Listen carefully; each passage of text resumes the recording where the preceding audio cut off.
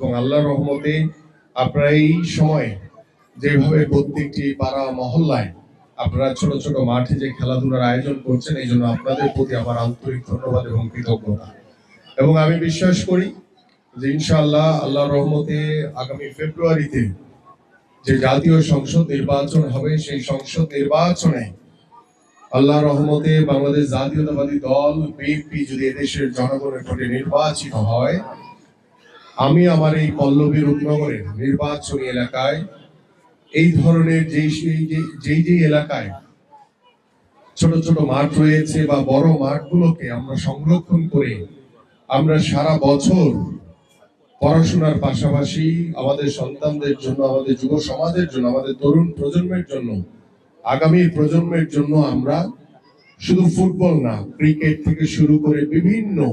যে দেশীয় খেলাগুলো রয়েছে সেই সকল খেলাগুলো আমরা আয়োজন করবো ইনশাআল্লাহ। এবং আমরা বিশ্বাস করি এই খেলাধুলার মাধ্যমে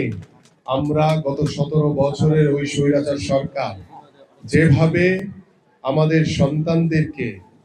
মাদকের দিকে ঠেলে দিয়েছে, আমরা সেই মাদক থেকে আমাদের সন্তানদেরকে মুক্ত করে আমরা খেলার মাঠে ফিরিয়ে এনে আমরা একটি সুস্থ জাতি হিসেবে আমাদের সন্তানদের জন্য গড়ে তুলতে চাই। এবং আমরা খেলাধুলাকে ইতিমধ্যে আমাদের মাননীয় ভারপ্রাপ্ত চেয়ারম্যান জনাব তারেক রহমান বলেছেন যে আমরা প্রত্যেকটি স্কুলে খেলাধুলাকে বাধ্যতামূলক করব এবং সেই খেলার মাধ্যমে আমরা সুস্থ জাতি হিসেবে গড়ে তুলতে পারবো। এবং পাশাপাশি আমাদের ভবিষ্যৎ বাংলাদেশ দলে সেটা ফুটবল, ক্রিকেট, অন্যান্য যে ইভেন্টগুলো রয়েছে, প্রত্যেকটি ইভেন্টের জন্যই আমরা পাইপলাইন থেকে অনেক ভালো ভালো প্রতিভাবান খেলোয়াড়কে বের করে আনতে পারবো।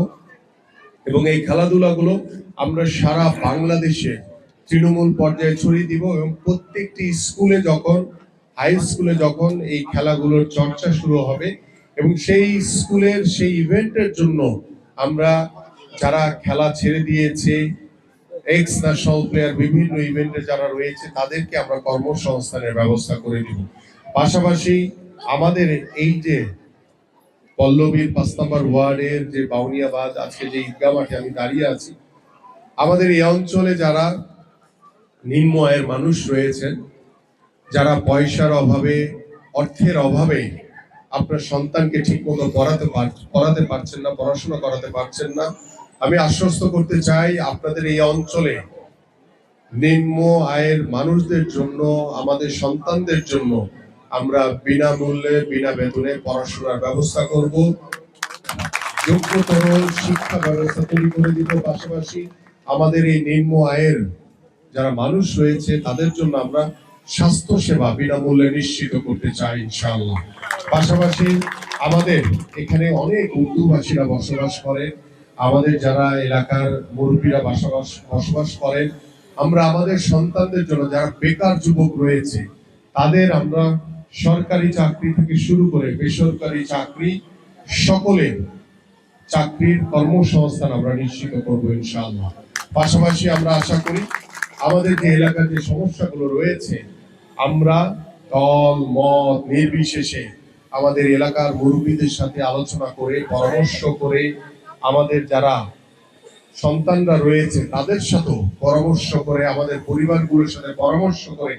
আমরা নিজ নিজ এলাকার যে সমস্যাগুলো রয়েছে সেই সমস্যাগুলোর সমাধানের মাধ্যমে আমরা একটি সুন্দর পরিবেশ, একটি সমৃদ্ধশালী পরিবেশ, একটি মানবিক বাংলাদেশ, একটি মানবিক সমাজ গড়ে তুলতে চাই।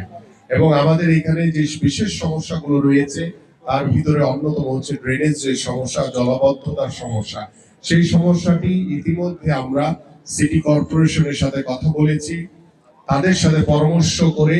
আমাদের যেই এলাকার জলাবদ্ধতা রয়েছে, যে অল্প বৃষ্টিতে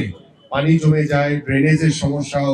ঘরে পানি ঢুকে যায়, আমরা সেটা দ্রুত কিভাবে সমাধান করা যায় সেটার ব্যবস্থা করছি। যেটা এখন হয়তো বা আমরা পারবো না, সেটা ইনশাআল্লাহ আগামী নির্বাচনে বাংলাদেশ জাতীয়তাবাদী দল বিএনপি নির্বাচিত হলে